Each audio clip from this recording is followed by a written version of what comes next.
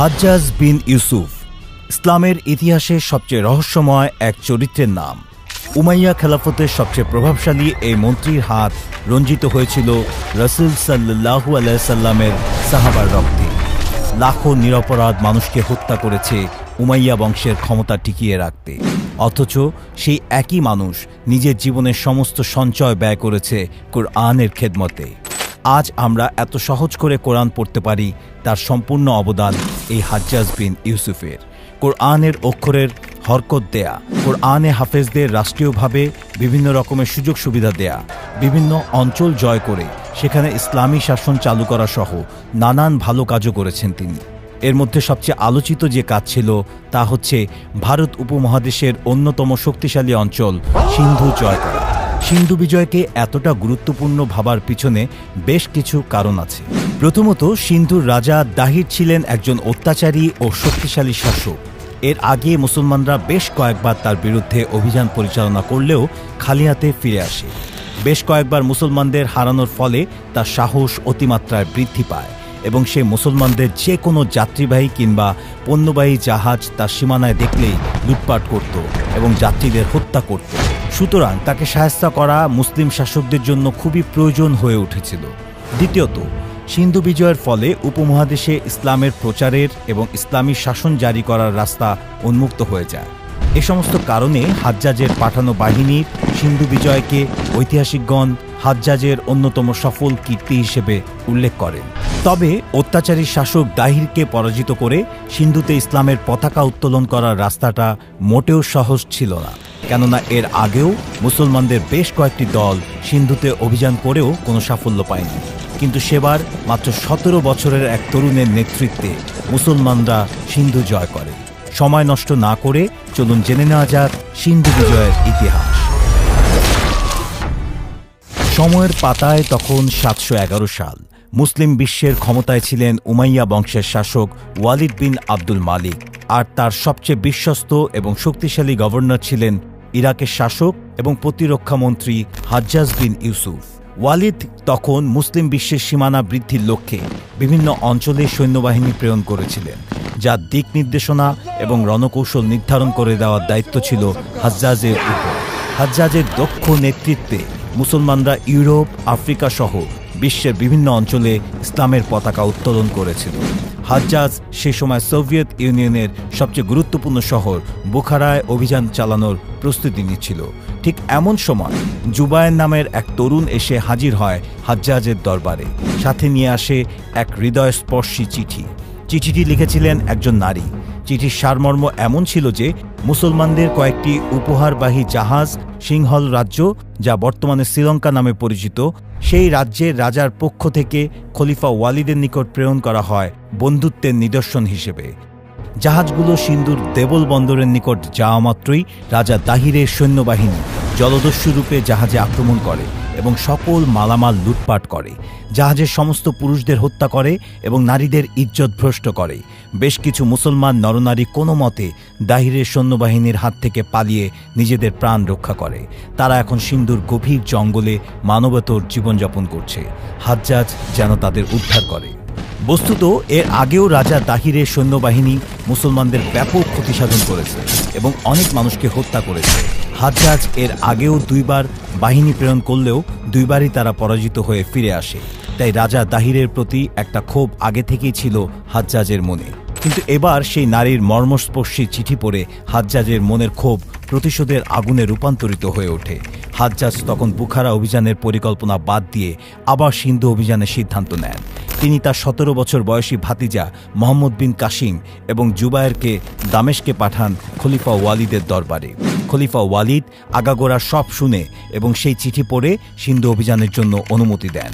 কিন্তু সমস্যা হয়ে দাঁড়ায়, সিন্ধু অভিযানের জন্য যথেষ্ট পরিমাণ সৈন্য তখন সেনাবাহিনীতে মজুদ ছিল না।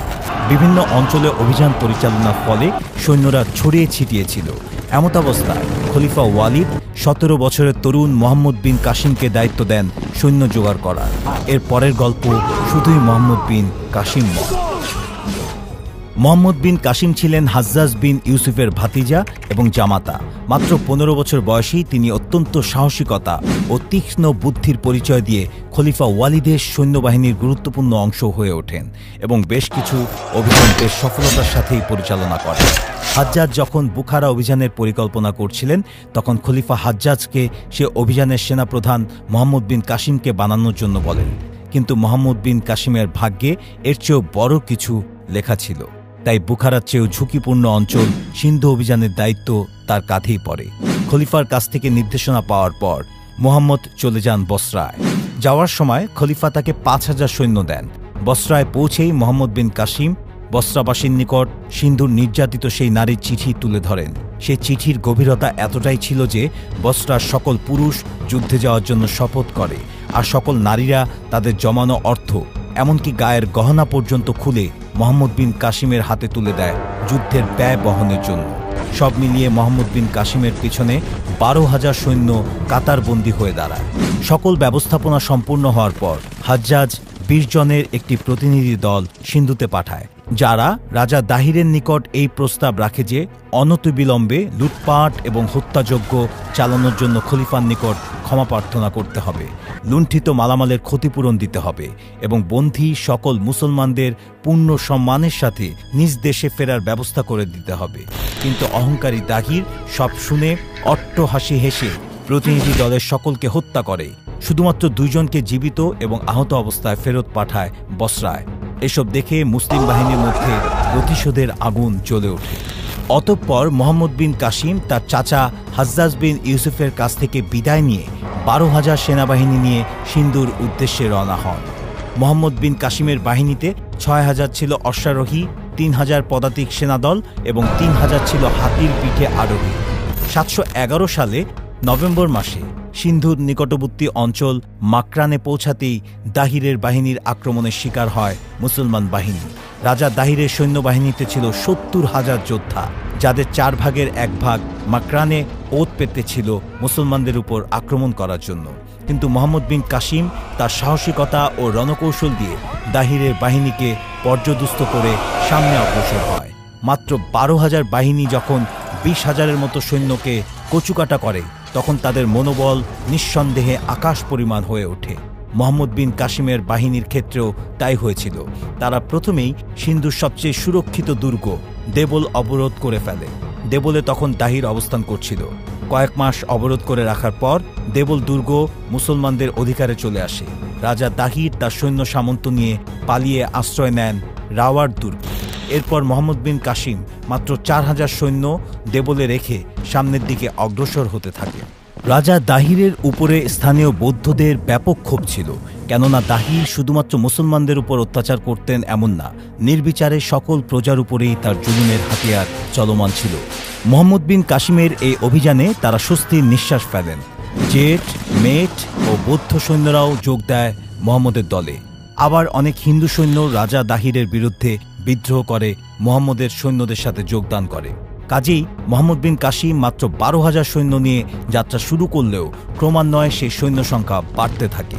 স্থানীয় সৈন্যদের সাহায্যে প্রায় বিনা যুদ্ধে বহু এলাকা জয় করতে থাকেন তিনি। মোহাম্মদ বিন কাসিম তার বিশাল সেনাবাহিনী নিয়ে ঘোড়ার খুরের দাপুটে ধুলো উড়িয়ে অগ্রসর হতে লাগলেন উত্তর থেকে পশ্চিম দিকে। রাওয়ারে পৌঁছানোর পূর্বেই দাহির তার 50,000 সৈন্যের এক বিশাল বাহিনী নিয়ে মোহাম্মদ বিন কাসিমের অগ্রযাত্রা রোধ করতে ময়দানে আসেন। মোহাম্মদ যুদ্ধের শুরুর পূর্বেই সিন্ধু নদী অতিক্রম করেন। সিন্ধু অতিক্রম করে মোহাম্মদ বিন কাসিম তার বাহিনী নিয়ে রাওয়ার দুর্গ থেকে কয়েক কিলোমিটার দূরে তাঁবু খাটান। সেখানে উভয় পক্ষের মধ্যে কয়েকদিনব্যাপী তুমুল যুদ্ধ সংঘটিত হয়। অবশেষে রাজা দাহির পরাজিত ও নিহত হন। 712 সালের 12 জুন মোহাম্মদ বিন কাসিম চূড়ান্ত বিজয় অর্জন করেন। দাহিরের মৃত্যুর পর তার স্ত্রী রানীবাই এবং তার পুত্র অবস্থান নেন রাওয়ার দুর্গের ভেতরে, কিন্তু সেখানেও তারা নিজেদের নিরাপদ মনে করতে পারলেন না।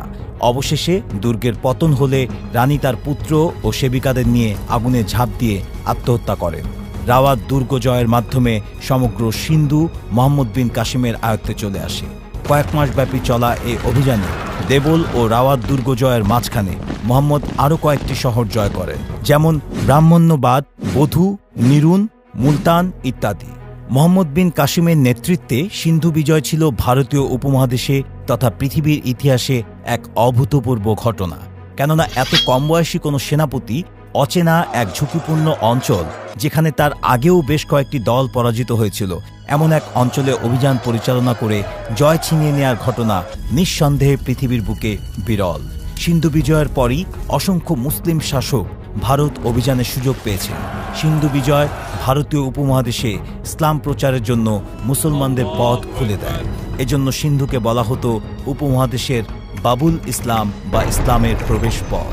যদিও মোহাম্মদ বিন কাসিমের বিজিত অঞ্চল মাত্র 50 বছর মুসলমানদের অধিকারে ছিল, তারপরেও এই বিজয়ের প্রভাব ছিল অত্যন্ত সুদূর প্রসারী।